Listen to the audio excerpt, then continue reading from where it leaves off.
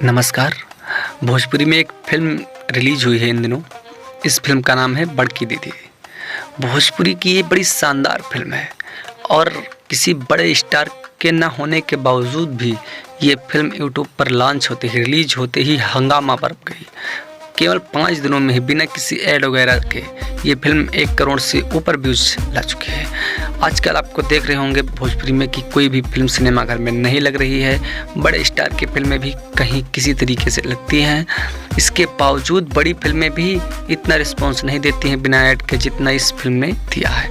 इस फ़िल्म का star cast में है अंजना सिंह, शिवम तिवारी, समीरा शेख, नीलू शंकर, विनोद मिश्रा और बहुत स्टार कास्ट इस फिल्म में हैं। निर्देशक हैं संजीव जी और कथा पटकथा संवाद लेखक हैं अरविंद तिवारी जी।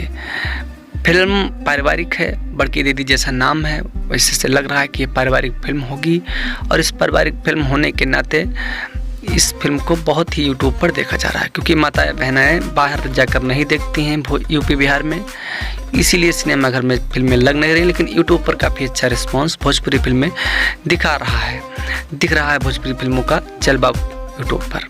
धन्यवाद।